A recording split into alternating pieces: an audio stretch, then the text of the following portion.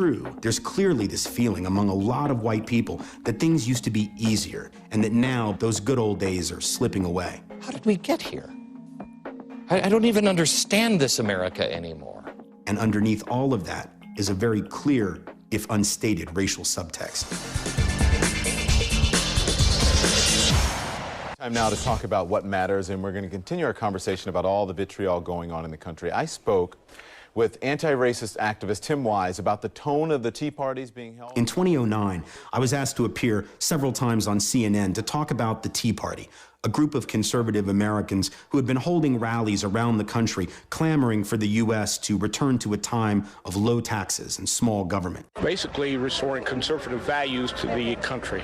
Too much government, but the government is never bigger than the people. Smaller government, lower taxes, and individual freedom. The author of Between Barack and a Hard Place, his name is Tim Wise, he told me there are some racist undertones to these rallies.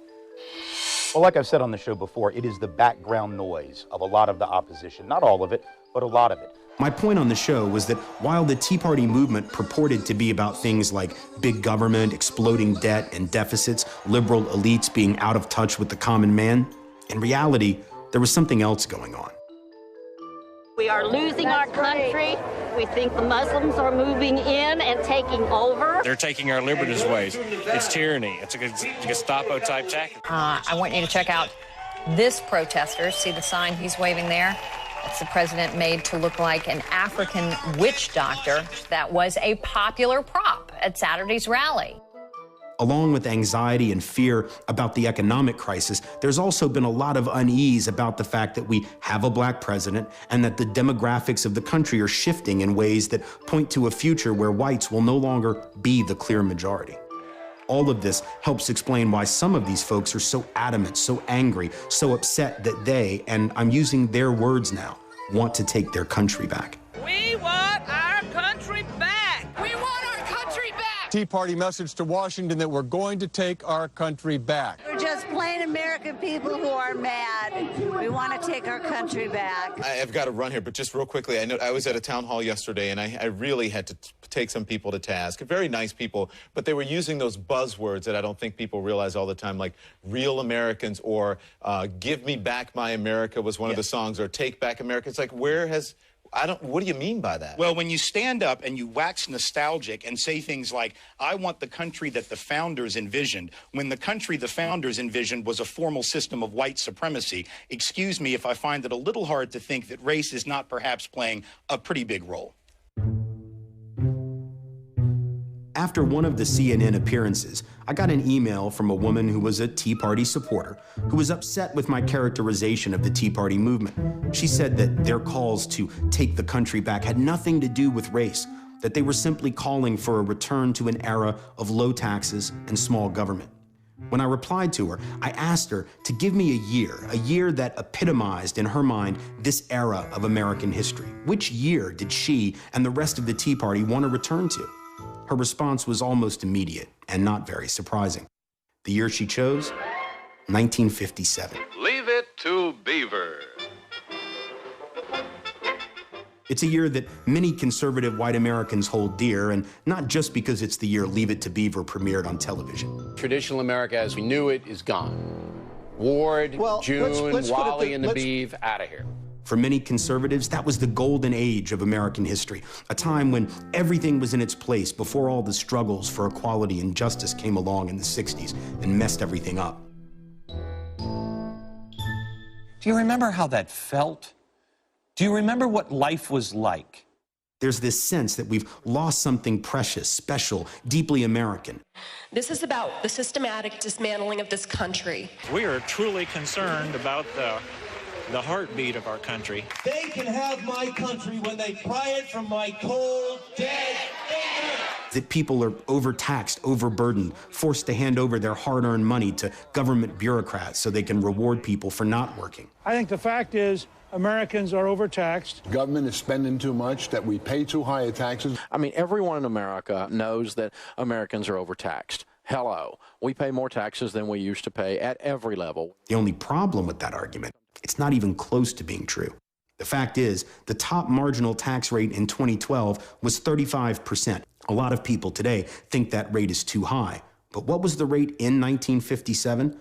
It was a whopping 91%, nearly 3 times higher than what it is today. There's too much involvement in the government. We can take care of ourselves. Our government is spending far too much, and our federal government is far too large, trying to do far too much. As for the size of government, in the pre-civil rights golden age, it wasn't small by any stretch of the imagination. The programs created by the New Deal, which disproportionately and almost exclusively benefited white people, weren't just massive in scale, they were massively popular. So why do we have this idea that the pre-1960s was this bastion of American independence and freedom, of small government and low taxes? And why do so many people today want to go back to that mythologized past?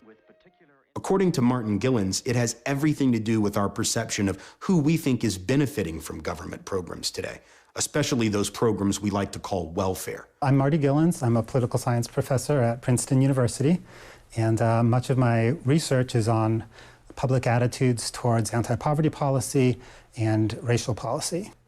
The major work that I've done in that area is a book called Why Americans Hate Welfare. Welfare spending now topping $1 trillion a year. The American public tends to view welfare recipients as undeserving, not really working hard to support themselves, and they view welfare recipients as disproportionately black. Both of those perceptions are at variance with what we know about the reality of welfare recipients. Even though the clear majority of people who benefit from government assistance are white, there's this perception that welfare and other government programs are somehow a black phenomena. Why is this? Well, Gillen says it's because that's who we see on TV. Starting in 1965, media portrayals of the poor have been disproportionately African American. Esther Williams, 21 years old, mother of a 19-month-old infant and a welfare client. If you look at either print news or television news coverage of poverty, you see far too many black faces relative to the true proportions of African Americans among the poor in this country. Alcinette Vargas, who has 6 children and a husband with a minimum wage job, reached her time limit in January without full-time work and was cut from welfare. So when we see stories about the poor are represented by people of color at a rate that is far greater than statistical reality. But it wasn't always that way. Before the mid-60s, media coverage of the poor consisted mostly of whites. It was the unemployed during the Depression, the people who fled the Dust Bowl, the rural poor in places like Appalachia. And the coverage of these poor white folks was overwhelmingly sympathetic and humanizing. As a result, public support for social safety net programs was high from the period of the Great Depression all the way into the 1960s. But all of that changed.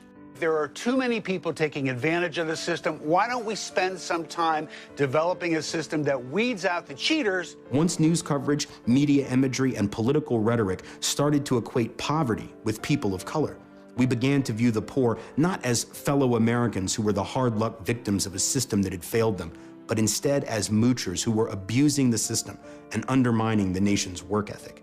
And the sad irony is that there are millions of white people in this country who need those programs too, and now they're not there.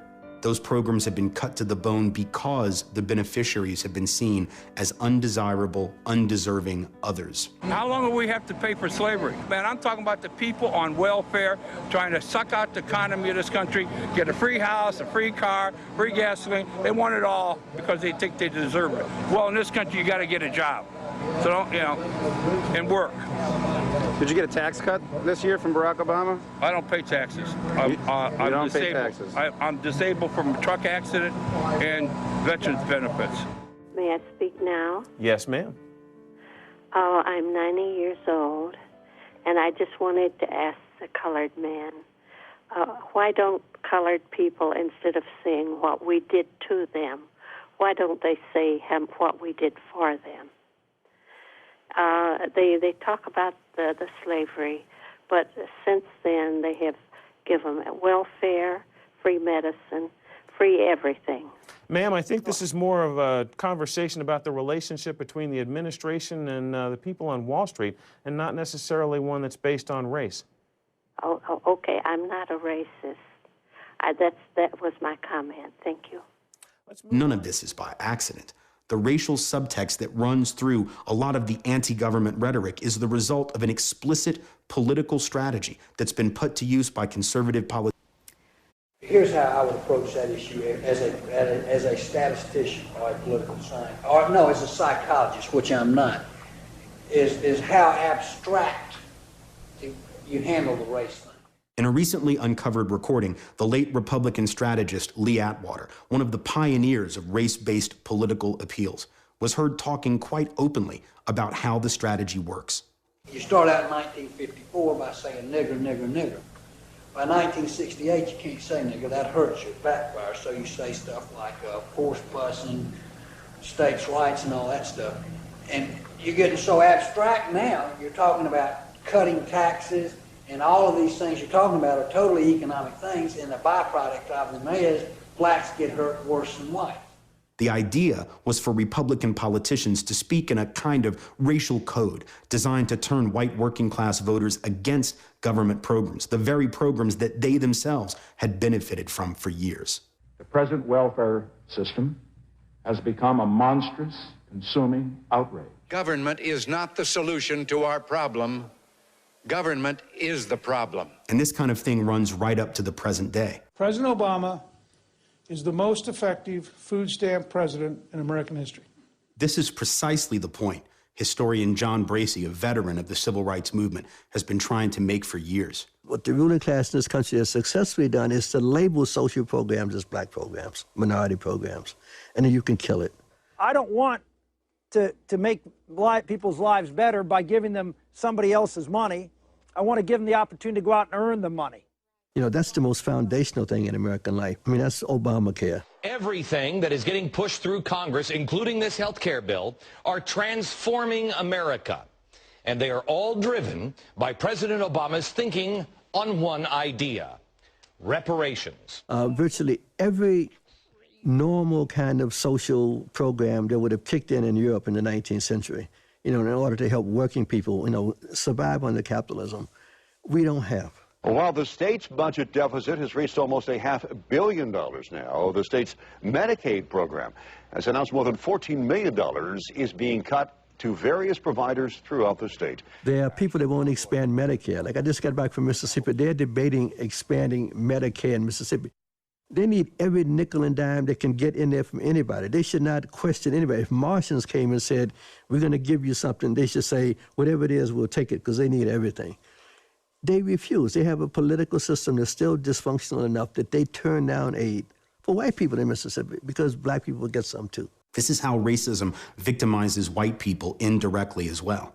American history is full of examples of white anxiety and resentment around race being used to undermine their own interest and their own well-being. The most obvious kind of cost of failing to deal with black people as human beings is the almost 1 million casualties of white people during the Civil War itself.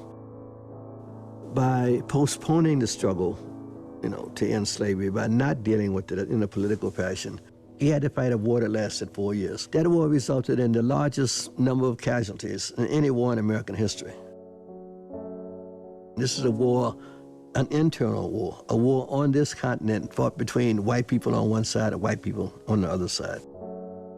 If you had asked them, you know, would they be willing to give their lives to free black people, they probably wouldn't have said yes, right? But by failing to see black people as people, by failing to see slavery as a detriment to the social order, they resulted, you know, it resulted in them losing their lives. You can never whip these birds if you don't keep you and them separate. I found that out in Birmingham. You've got to keep the white and the black separate.